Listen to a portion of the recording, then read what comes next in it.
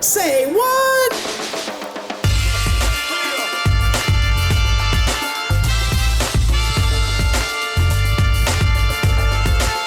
Hello and welcome back. It's time for Say What, where we hear from those connected to the industry about what's going on in our world of electrical apprenticeship. And this does include topics that you have suggested, so please keep those coming. I'm your host, Cindy Sandifer. I hope everyone is having a good start to 2026. If you're like me, you're almost recovered from the holidays and you're already in the throes of the new year. So to kick off Say What in 2026, we wanted to talk more about taking care of ourselves and our families. And there are so many people, you all know this, there's so many people in our industry that are fully committed to our well-being. And at the very top of my list is Darrin Golden, the executive director of the NECA-IBEW Family Medical Care Plan, which was created by electrical workers for electrical workers to serve IBEW and NECA members and their families. Please join me in welcoming Darrin. Okay, Darrin, so I want to make sure we recapture stuff we've talked about. Okay. Your history with the industry, because Sure. I didn't know. Yeah. So I want to make sure everybody that's listening would know. Okay. Yeah. I'm a journeyman inside wireman, just like many out there who are listening. Started in 1991 as a first-year apprentice and worked my way through, at that time, a 5-year apprenticeship. Yes. So it was kind of enlightening because the people who were in apprenticeship in the classes before us, they were 4-year apprentices. No way. And we were 5-year apprentices. So they called us the first class of slow learners because we had to go for 5 and they only had to go for 4. But yeah, that was my indoctrination into the trade. Yeah. I would like to reframe that and say they realized 4, like you all are just not getting it. So we're going to do 5 because you all are terrible. That's what really happened. I just said my retort to that was always, look, we're going to be better journeymen because we have more training. Yes. Oh, that's a very logical way to look at it. Yeah. But then you worked with or for the IBEW, the international office. I did. Yeah. Spent time there. Well, it's there's no way that, when you walk in the doors of first year apprentice, you don't start out, saying, okay, I'm going to go to work and I'm going to be an international rep for the IBEW. You just don't. You don't say, oh, I'm going to round out my career by being the executive secretary treasurer of NEBF. There's no career path that you can plot that would get you there. Yeah. There's just no way. And I remember guys in my class would say, oh yeah, we know you're going to be our business manager someday. And I'm like, I'm going to run from that job, not to that job. Yeah, right. Because that wasn't really on my radar. I wanted to be in the business. I definitely wanted to learn the trade, but I thought I either wanted to own my own business or be like a project manager or something like that. So I always, loved and appreciated education. And while I was going through apprenticeship, I went to night school. I went to community college. Okay. And then ultimately finished that and then wound up my bachelor's degree in labor studies. And then, as fate would have it, local union politics got me largely over benefits, right? I had questions about our benefits. I had questions mainly about our healthcare because the cost wasn't really lining up from what I had heard and read and studied with what we were paying. And I had the occasion to talk to our local union president, and our local union president was one of the trustees on the healthcare fund. And I was an apprentice. And so I asked him some questions. And just from the business perspective, I said, it just doesn't line up here. I mean, we're seeing these large increases and we're only allocating a nickel or a dime. And, how are we doing that? What do the financial statements look like? And, I said, I don't think it lines up. And somewhere during the line of questioning, I got, you're still an apprentice. If you don't like it, you can quit. Oh. And I'm like, oh, that's rather abrupt. So I just kept getting more and more interested in it. And I talked to a lot of people, talked to, a lot of the other trustees and, got the information that I wanted. And then ultimately when I topped out, the business manager at the time ended up approaching me and said, hey, we got an opening as a trustee on the funds. If you'd be interested, we'd like to have you on there. So I took it. And that was really my first foray into trust funds and the kind of the union side of the trust funds. And then one thing led to another. I got to know and meet some of the local union leadership, and then was encouraged to run for executive board. I wound up on the executive board for several terms, wound up as vice president, and then ultimately became the business manager. Yeah. So all those people were like, no. And I said, no, it would never happen. And it happened. But I didn't set out to do that. It's just one of those things. Yes. So yeah, I think back on it often and I wonder how did that happen? Yeah. But I guess it just does, It does. Life has that way. But I love you sharing that, because someone's listening and they're an apprentice or they're about to start, and it's like, you really have no idea where this might lead. You do not. And really, I did not gravitate towards this. My dad was a, journeyman inside wireman, got into it later in life. He was actually, by what we would, our standards today, he was like a CE. Yeah. And back then they called it the inside wireman program. So he didn't go through the traditional apprenticeship program. He went through a different program, went to school on Saturdays because he was, 40 something years old when he got in the trade. Yeah. But he ultimately became a journeyman wireman. And, he had asked me if, when I was getting ready to graduate high school, he said, what are you going to do? And, if you want, I can take you down and introduce you to some of the folks at the hall who I knew them all. I grew up in the hall, and introduce you to the training director who I also knew. He was a friend of my dad's.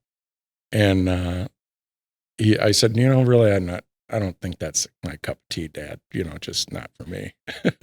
And he says, well, what are you going to do? And I said, well, I think I'm going to do something different. I think I'm going to join the Navy. So he looked at me like I was crazy.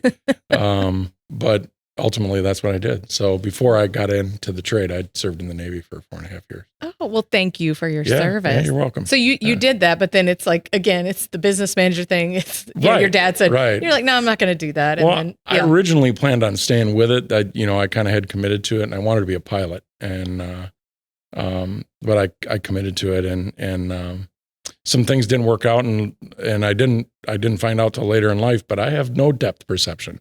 Not just poor depth perception, but I have no depth perception. So if you're planning on being a pilot in the Navy, you have to have depth perception, because guess where you land? On ships. It makes sense. This tracks. Might be a good thing, right? Yeah. So do you have trouble parking? No, I really don't. I never really noticed it until they checked me for it. The only thing that I notice now is like in traffic, and I know it now because I can't tell, I can tell that I have cars in front of me, but I can't tell which one's farther away, than the other one. Oh my gosh. Yeah. So it's not dangerous. I can. Sure. Yeah. I'm just not getting on the road. I'm kidding. But yeah, it's just, I never knew it, until that time. It's interesting, right? How you find out. I was just asking about the parking, because I was like, I don't think I have depth perception because of my parking ability. So maybe it's just a deficiency in me. Really, I don't really think I don't think they check you for it, right? It's just not something that is standard. Yeah. So the things you find, look, see, life has a way. Right? Those little quirks. Yeah. You end up finding. Okay. So I want to talk about, and I love, I want to make sure I say it right, the NECA-IBEW family of funds. Family of funds. Yeah. Like it almost, family of fun? No, funds, but yes, fun too. But let's talk about that and the commitment to IBEW members and their families. Yeah. And what is the family of funds? What is that? Right now as it exists, when I first came over to the fund office, there were 4 funds there. But then, NECA and the IBEW were working on putting together the constructs of what is now the NEIB. And so they were talking about it. They hadn't really named it NEIB, but they were talking about it and how we might create this benefit and what we might do with it. But at the time, there was only 4. There was NEBF, NEEP, NEFP, which is a 401k. It's a real small 401k, and then FMCP. So once we added NEIB, which is great, by the way, we should talk about that. Yeah. But after we added NEIB, we had 5 funds. And I don't know exactly how or why it came to me, but it occurred to me that, our funds are all somewhat interrelated. They do different things for people, but they're interrelated. And there's certain economies of scale that we create, throughout the fund offices, and how we administer them. And, we share, certain resources within the funds, namely me. I'm executive secretary treasurer for the NEBF, but I'm also the executive director for the other funds. So I oversee all of it. Yeah. But it came to me that, it's kind of like a tree. It goes different directions and has many different branches. So we were talking about it, and we were doing some branding because we were going to redo our website. And we were doing some branding, and I was talking about it with the folks that we were working with on our website. And, I explained to them the concept, and they said, would you mind if we sketch that out? We'd like that. And so they sketched it out for us, and they came back and they had this beautiful tree. And they said, look, you mentioned that it was, like a family, and we see it like a family tree. And so it's this big, beautiful tree. It's got 5 gold leaves on it, one for each of the funds. I've seen it. Wait, now that you're saying, I'm like, wait, I've seen that. Yeah, yes, that's the story behind it. So I'm like, yes, that's exactly, where I was kind of going with this in my mind. And it just got better and better and better. But that's where the family of funds was born. And then once we got it into final form and I brought the logo together, of course, I brought it to the trustees, and I said, what do you guys think about this concept? And they were like, we love it. We absolutely love it. So it was great. And, to this day, we're officially, we're 5 funds, but we're rebranded as the family of funds, the NECA-IBEW family of funds. And what makes it stand out? Like in your mind, what makes it different, I guess, or unique? They're just some of the best benefits out there. Right. And if there's one thing that we look to deliver on a daily basis, myself and the entire staff, of which I can't say enough. We have amazing staff. Not good, amazing. Yes, yeah. And they're great to work with. We do a whole lot, with a few. So we create the economy, by doing that. But our people are so dedicated and so nice, and they deliver what we've coined as the premier participant experience. If you call our offices, we don't want to put you in a queue.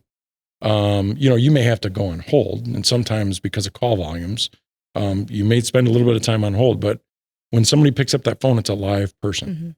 And you're going to talk to a human being who understands generally your questions, knows how to get you the answers. And if they don't, then they'll get back to you with the answer that you need. And a lot of what we do is fairly complex. Some of it's relatively simple, like address changes. And we tried to, make those processes a little easier and let people help themselves. But there's some issues, especially around healthcare and, certain transactions with pension that you need to interact with somebody. So that's what we want. We want a person on the other end of the phone that is helping you. I have experienced it. And this has been, not that I'm old enough to say years ago, but years ago, when I was working at the JTC in Knoxville and needed to call over. And the care I felt like I received from the hello, to the end of the call was different. And you felt it. You felt a different level of care. I mean, anytime you, or I know your predecessor, Larry Bradley, whenever you all speak, you feel it. But yeah, to have that, just the one-on-one call, not, the executive director, right? It's someone, that picked up the phone and they care about what they do. And that's why they're there, right? That's why they're there. That's why we hire them. That's why we train them in a certain way. That's why they're there, because they fit that personality profile. And, in a lot of cases, they handle, some pretty complex questions. There's a lot of information contained within, say, for instance, a healthcare fund or a pension fund. So they have to know a lot of detailed information and be able to disseminate that information to people in a caring and compassionate way.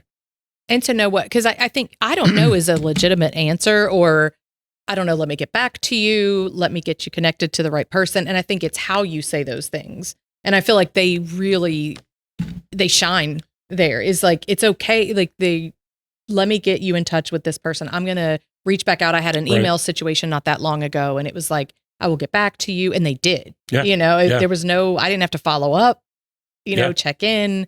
It was incredible. And sometimes it's not always a yes. And exactly. People don't like being told no sometimes, but sometimes it's no. But if you get a no, it's a very well-informed no. And you'll go away with the knowledge and information of why it's no and where it's at, so you can source it.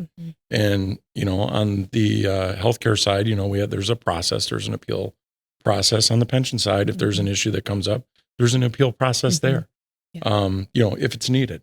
So, but, like I said, it's not always yes, it can be no. But if there's any way that we can find a yes, we'll do it.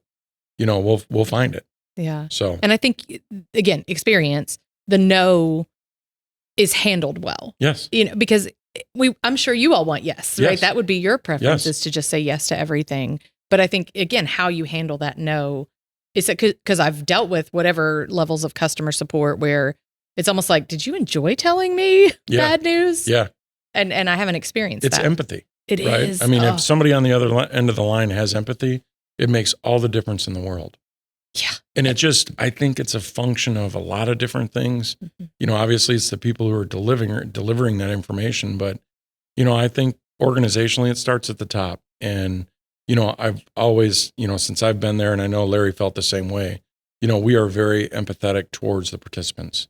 And we want you to have a good outcome, and we want you to have the highest quality healthcare that you have, or the highest quality pension that you can possibly have. So it's very sincere. Yeah. Again, and I think 2020 to me, like, put this in fast forward, but we notice, like, we're so much more aware and want transparency, but we notice when we're being, conned, lied to, any kind of manipulation. Like, I feel like our senses are heightened to that. And so when you can feel like this is genuine, it is, it's like, oh, you've got my loyalty, you've got me. What about any news or updates? Anything going on that I'm sure there's like, you're like, how many do you want? Oh yeah. We have, there's a lot going on at the funds. There's, changes of what I talked about NEIB, right? NEIB has been in existence for about a year now. And we're starting to get some uptake. Local unions are getting into the NEIB. And I've said since inception, it is an absolute game changer. What does it stand for? Just so we can. National Electrical Individual Benefit. Okay. And so NEIB, the way that the trustees created it was it's a fund inside a fund. So it's part of the NEBF. Okay. So all the rules, all the, the fund language that's contained inside the NEBF trust documents are still the same. And those are the rules for NEIB with certain nuances, because NEIB is a little bit different. It functions a little bit differently.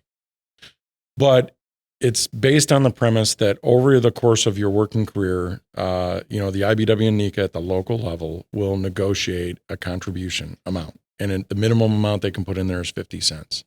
And the idea was to make that point of entry small enough to where parties would entertain it and do it.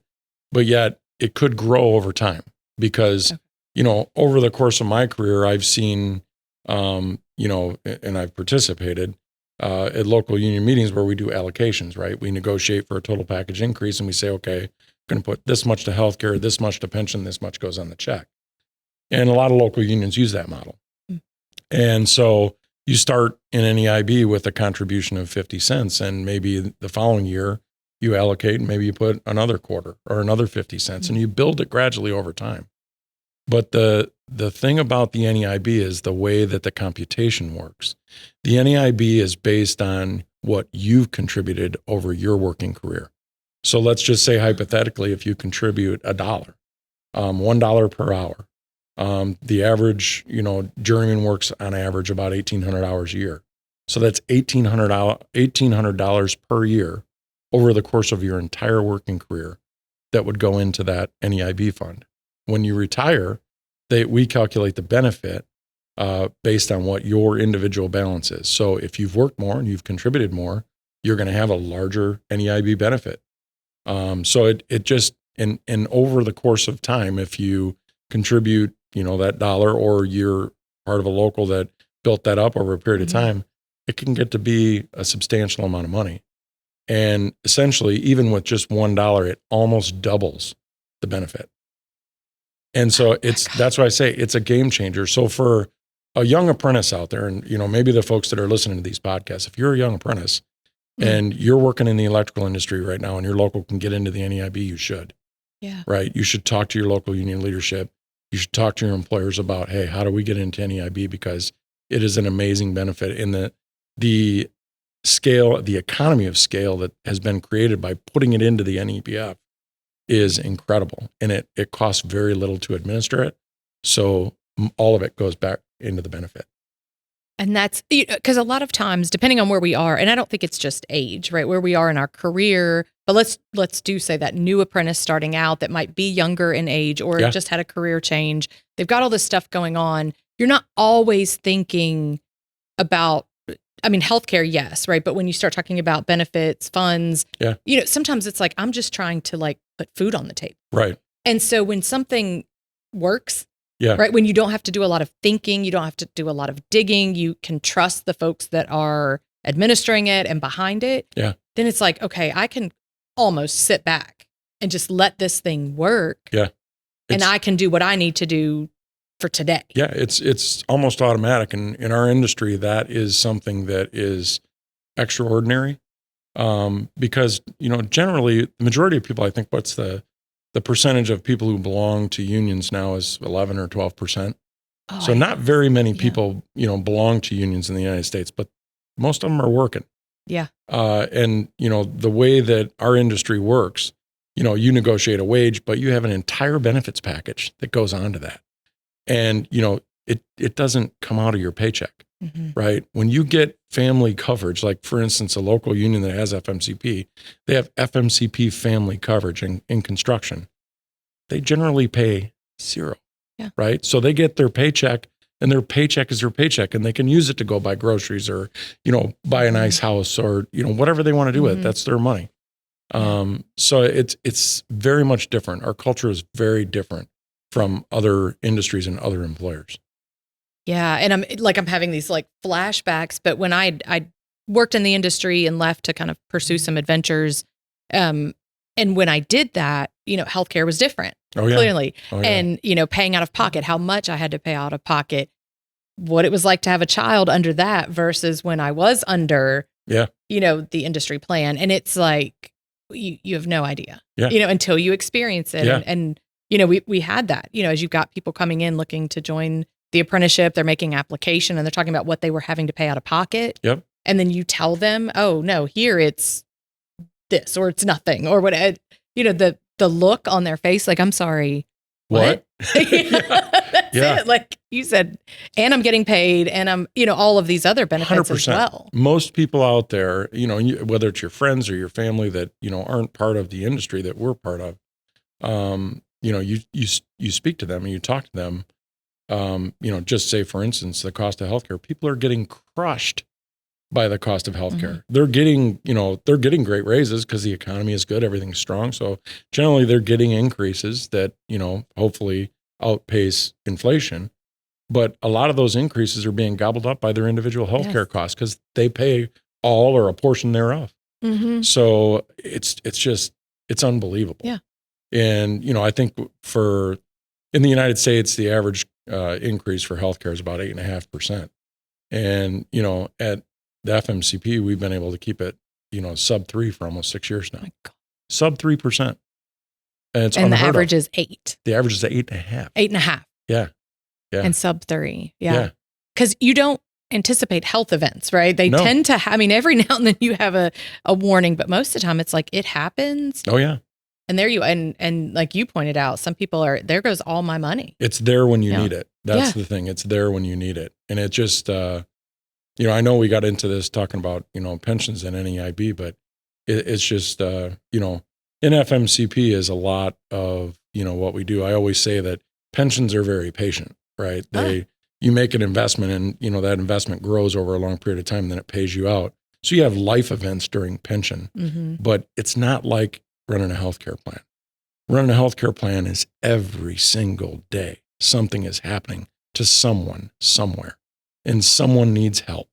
And you think about it. We have over 113,000 covered lives in the FMCP. There's 50,000 members who participate. It's absolutely incredible, and the demand is there. So it's just required us to do things differently, think about things differently. We've put this group of individuals that work for us We call it our participant advocacy committee. Mm-hmm. And, we have several nurses. We have a pharmacist. We have experts in our organization in claims and customer service, and they all come together and they meet every week, and they deal with, the casework that comes in and the folks that are having issues. And those cases most weeks now number in the hundreds that they're working simultaneously.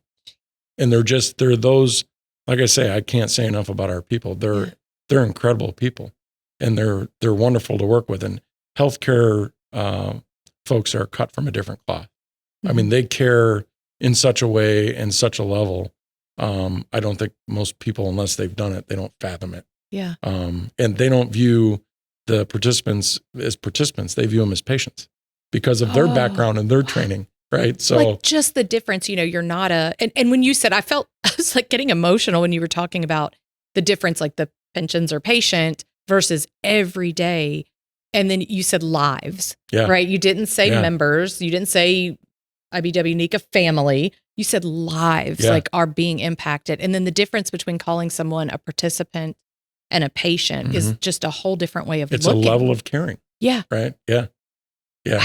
And I didn't notice that. And I sat in on a couple of PAC committee meetings and listened. And, it's amazing what you can do when you don't talk and you just listen. Right. But I just listened in and I heard, some of our staff, referring to folks as patients. And I'm like, that's neat. Oh. That's really neat. It's one way. I mean, we were talking about ways that the FMCP stands out. Yeah. And that, to me, that's the beginning of it. That's the root. It's the family tree. Right? It is, right? But it is. And that, if you look at the FMCP logo, I got it on, it's the heart, right? Yes. Because we care. We really do. I mean, I do, all of our staff, we really do care about the outcomes. And, you think about it, if you're ill or you have a family member that's ill, it can be devastating to you and or your family member or all of you, because, you have to rally around that person. Yeah. So it's tough. And hearing people, I mean, just recently had a relative that was in a lot of pain, had a very minor procedure done.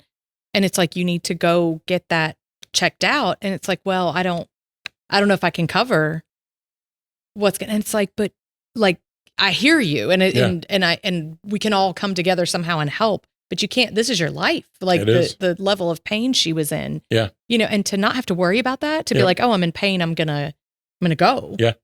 I'm going to get that test done to make sure everything is fine. Yeah. And some people are saying, maybe when I'm, in my 60s and Medicare kicks in, then I'll start doing all my routine exams. Yeah. The if-then proposition, right? I mean, and that's in today's day and age in the United States, why is anyone having to make that decision?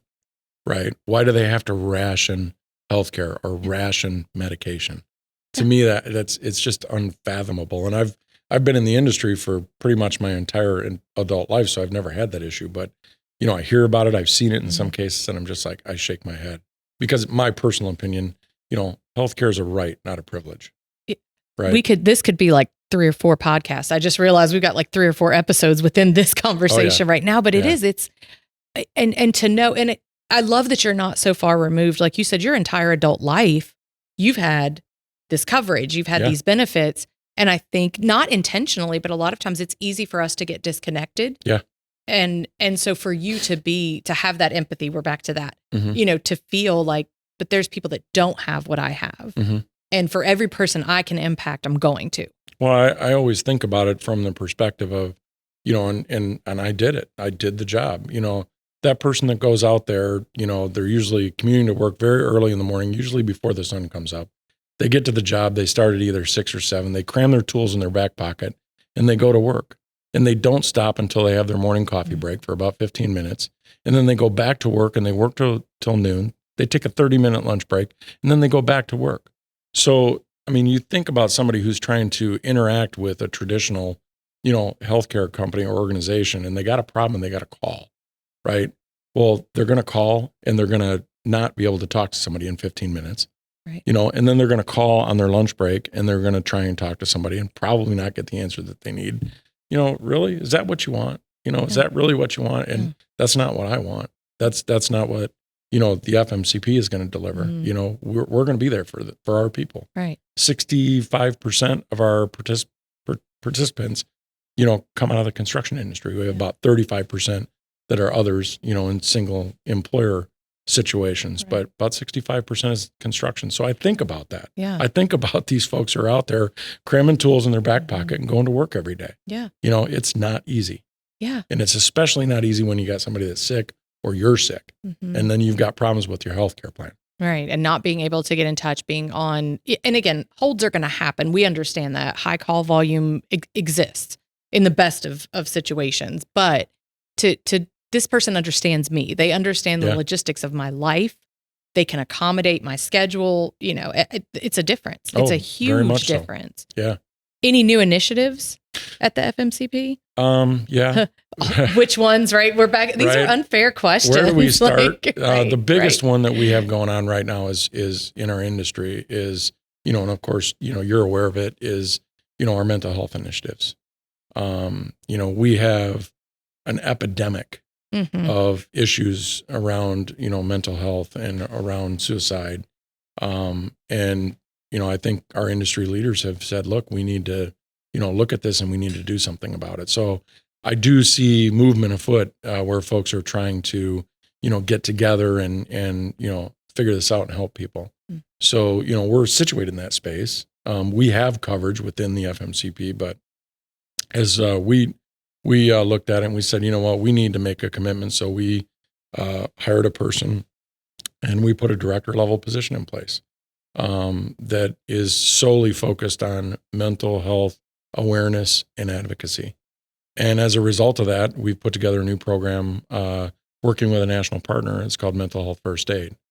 And it's more centered around wellness, mental well-being. And it's a high quality program. And so we're just starting to roll that out. We're starting to build the partnerships. And I can tell already that the demand is going to be incredible.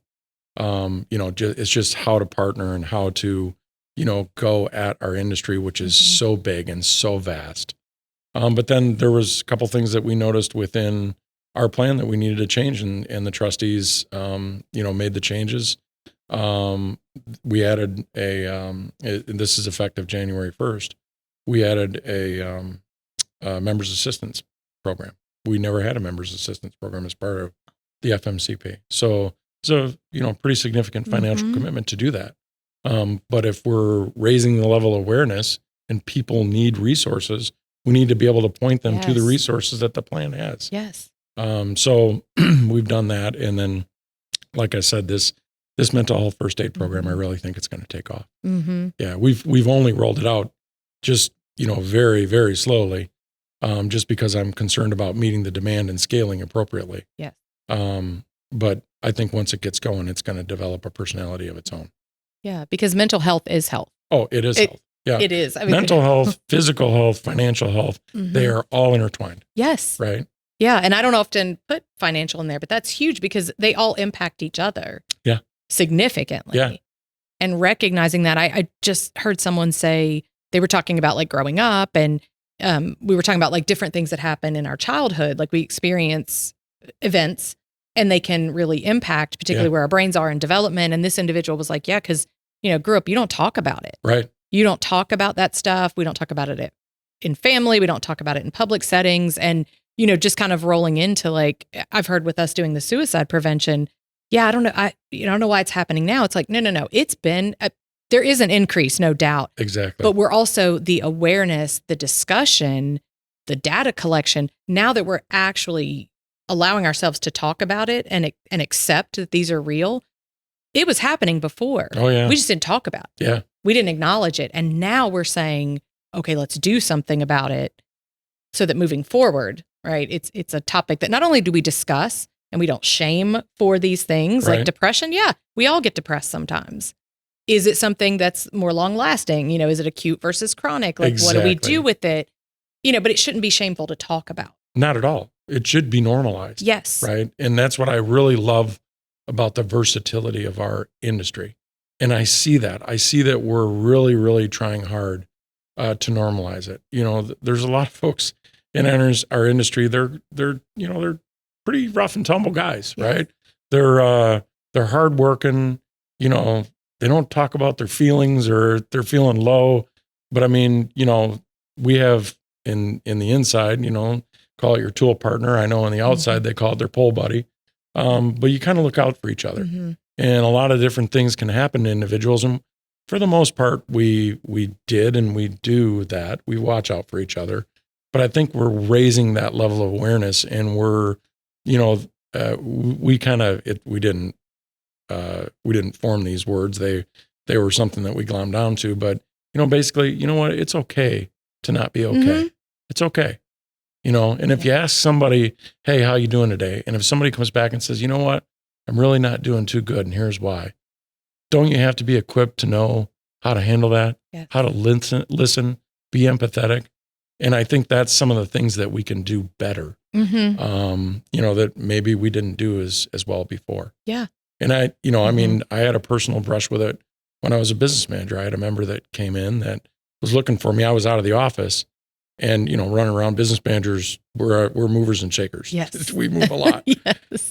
So I came into the office later in the day, and one of the admins handed me a note and said, hey, this person came in and wanted to see you. And I said, okay.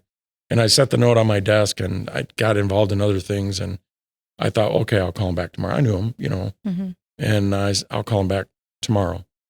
And I came in, to the office early the next morning, and the person who handed me the note, she was there, and she goes, did you return that call yesterday? And I said, which call?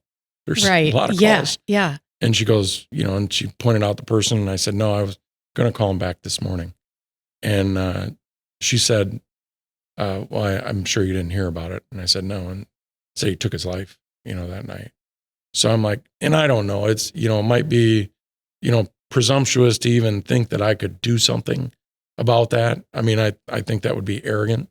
But I always think, and ever since that time, I think, what if, right? What if I would have returned that call? What if I would have had, training like what we're offering? Yeah. I mean, so my take on it is, if we can help one person one time, it's all worth it. It's all worth it. So that's my bit for it. Yeah. I'm sorry. I'm recovering from that. That's tough. And it is hard to not put guilt on it. We know it does no good. And yet it's a natural human process when something like that happens. But recognizing it, again, I've talked to you about the series we've got, It's Good to Talk. Yeah. Just recognizing it's okay to not be okay. It's okay to talk about stuff. In fact, it's good to talk about it, and recognizing the healing that comes just in those moments. But the better we can prepare each other and ourselves. And you talked about like the big burly kind of the machoism of our industry. And I love to see some of the culture change. I'm not saying it's overnight, but just as we're watching it happen, where I'm in a room with people that you might think would be standoffish as we're doing suicide prevention training, but instead they're all in, they're sharing stories like what you did. Yeah. You're watching them have these very emotional moments, and you're like, wow, in this room, which tells me it's in every room. Yeah.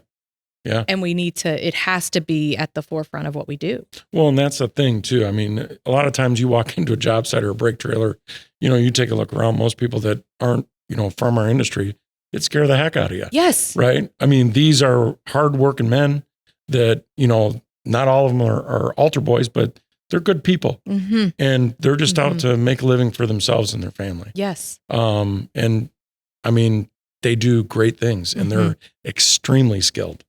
So it just, I think about that, and I think about our industry a lot and our people, and how do we make it better? If you start every day by just thinking about, how can I make this just 1% better? It's pretty cool. It is. Yeah. And the things that you can do. And that one person one person on a job site, one person in a classroom or a lab space or an office, one person, one phone call, right, to FMCP, a caring, empathetic person on the other end of that line. Yeah. Even if they have to tell me no or wait or I'll get back to you, whatever it is, like that makes a difference. Well, and I have to give props. I mean, all of our funds are governed by boards of trustees, and we have amazing people that are at the helm of our organization. They're incredibly committed. They're incredibly dedicated. You take a look at people. I mean, two of my trustees, well, actually three, two are international officers for the IBEW. Mm. We have the IP and the IST that are trustees. We have the CEO of NECA, who's one of our trustees. We have director of labor relations for NECA. That's one of our trustees. I mean, that's why they're outside the box thinkers. They're leaders in every sense of the word. Yes. So it's amazing when you go into meetings or conference with them and, they have such a broad perspective on so many issues, but yet at their core, they care. They care immensely for our members. Yes. And that makes the difference. And this connection, I mean, we know there's differences between the IBEW and NECA. We understand, maybe, right, the facets of the things they do, but to come together on people, that tells me something like, we'll put the differences aside. This is about people. Yeah. And it's about well-being, and that's totally different. And you think about everything that we put together, there is not one thing now in the United States that doesn't have some function or something to do with electricity, right? It's just, there is so much demand out there. Electricians, linemen, people who, deliver, those services that electricity, I mean, they're just highly in demand. Yeah. And it just surprises me every day that people aren't just flocking to the industry because it's such a great way to make a living and it's such a great culture. Yeah. And I love the power professional. I know that's been going around for some time. When I first heard that, I was like, not that there's anything wrong with electrical worker or lineman, nothing wrong with the individual terms, but power professional, just thought, wow, as you pointed out, everything. Yeah. Right. We don't function as a society without it, the way we've gotten used to it for the most part. And so, I love that. What's the first thing that most people do in the morning when they wake up? They look at their phone. Yes. Right. That's the world we live in. Yes. And, you think about it, that phone doesn't charge without an electrician, without a lineman, it just doesn't. Like when you get down to think about your day, think about the things you do. Yeah. And these are, as you pointed out, dedicated, passionate, hardworking people. Very much so. Deserve the best. Yep. They deserve this family of trust. Yep. And funds and care and all of that, right? And it's, so if someone's listening, IBEW, local, NECA chapter, contractors, whatever, someone's listening and they're like, okay, I want to learn more. I want to get involved. I want to participate. What's the best course of action for them? On the pension side, contact us. If they want to do something around the NEIB program, if they want to do that, contact us. We can give them the information that they'll need. For on the IBEW side, local unions can contact their international vice president, in the district, and they can get them information. They can help them get where they need to be as well. And then, on the NECA side of the equation, they can contact their chapter manager locally. If their contractor or their chapter manager has any issues, they can contact National NECA, and they can get them the information, get them in contact with us. Yes. And we can help them, get them about anything that they want. FMCP wise, I direct them to the website. It's it's just a wealth of information. It is. There's a button, on there that if you want to get a quote from us, you can get a quote from us. It's just, and I'm glad it's growing, it's controlled growth. But, and we've been saying it, and I'm not ashamed to say it here. The FMCP, I think you fast forward 10, 15, 20 years, I think we're going to have so much more participation in FMCP because it's already scaled incredibly. And what we've been able to do with the FMCP is literally, changing people's lives every day. Mm-hmm. And the more that we all get under one tent, so to speak, and do what union folks do and get into one healthcare plan and leverage that, the better off we'll all be. Right. So I'll say that to my dying day. Yeah. It is where you should go. Yes. Yes. And I am, again, a patient. I'm a participant, right? I'm here. Me too. Because my whole life, like my dad, you were talking about generations, my dad, I was born into the industry. Yeah. I have benefited from all of these funds. Yeah. My entire life, my children, it's cradle to grave, right? It is. That's the way that I look at it. Me too. Is. That's, I was born under an IBEW sponsored healthcare plan and I'm going to die under a healthcare plan sponsored by the IBEW. Absolutely. And I'm, as we're kind of like wrapping, I'm so grateful for you, not just for being a part of the podcast, but coming here. It happens today to be cold and rainy. So, not a fun day to travel. But I'm thinking back to that apprentice asking questions about the fund. Yeah. Just curious, right? I'm just, this doesn't seem to make sense. I want to understand it better. Why? Yeah. And from there to you sitting here talking to me about what you're doing, not just in your local area. I would point them, again, if they're looking for information on healthcare, go to the website, go to our summary plan descriptions, take a look, see how it matches up. Yeah. Right. See how it matches up to your local plan. Is it more or less? And those are easy decisions to make, right? It's easy information for the average person to disseminate. On the pension side, chances are if you're an apprentice, you've got it. The only thing that is optional right now is NEIB. NEBF is like a rock. It is, we're this close. We're almost 100% funded with NEBF. It is a rock. And the trustees have just increased the benefit. They went from $32 to $33 per year of service. So, that's incredible. We're getting ready this week, right? This week, we're getting ready to send out the 13th check to all the people who are on pension. And I think that was great. That was a nod from the trustees to the people who came before us. And, they said, look, we're going to do a 13th check. And that's a considerable investment in that benefit. So this Friday is when the majority of those transactions are going to take place, and people should see it in their bank account. Wow. Yeah. So by the time they hear this, they will have already received it. They've already received it. Yep. That's awesome. So surprise, Merry Christmas. Little reminder that we did pay you for Christmas, right? We got not pay you, but we gave you a Christmas gift. And again, nod to my staff, because that's an atypical event. It requires an immense amount of work behind the scenes in order to make that happen. And they did it, and they did it flawlessly. Yeah. Just like they always do. They're incredible. Good people. Yeah. Good. I don't even know that, the few I've maybe talked to right on the phone and didn't realize it, but yeah. Darrin, thank you. Thank you for your, God, I feel like it would take me too long to the genuine, like I'm sitting with you. I'm feeling the positivity, the energy, the care.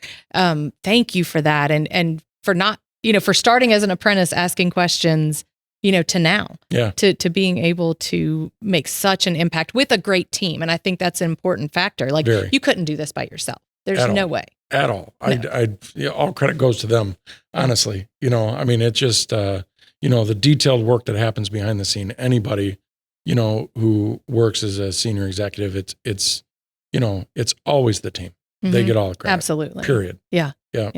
But the most important thing before we close is everyone needs a Darrin Day. It's trademarked. If you use that, you have to pay him. So, be careful, but it's how to have your best day. It'll change your life. It'll change your life. Change your life. It involves grocery shopping. If that's not your thing, which it's not mine, find something else to replace with that. But grocery shopping, McDonald's, and a car wash. Right? Egg McMuffin to be specific, so we know. Shameless plug for McDonald's. Shameless, McDonald's. And I don't know if health-wise. We need to cue the music. Dun, dun, dun, dun. I'm loving it. Oh God. All right, Darrin, thank you for every second of the day that you pour into our industry. Good to be here. Thank you. And I'm glad to do it. Thanks. Yeah. Thank you, Darrin. It's not enough. Thank you for an incredible conversation. Thank you for your heart and how you care for people. Thanks for making me laugh so much kind of before and after recording. You are making a difference every day. And I just want to thank you for that. And your team. Sorry, I don't want to leave them out. Your incredible team, everyone that is a part of the family of funds, just thank you for your passion and dedication to us, to all of us. Big thanks to you, the listeners, for taking time to join us. Remember, we want to hear from you. If there are topics you would like us to cover, if you've got, something going on in your area, if you want to be a guest, send me an email, saywhat, SAYWATT, @electricaltrainingalliance.org. Our next episode will drop in February. Until then, you can stay connected with us through our newsletters, blog posts, follow us on social media. Go ahead and subscribe to the podcast. If you haven't already, tell somebody about it. Stay powered up, and we will see you next time. Say what?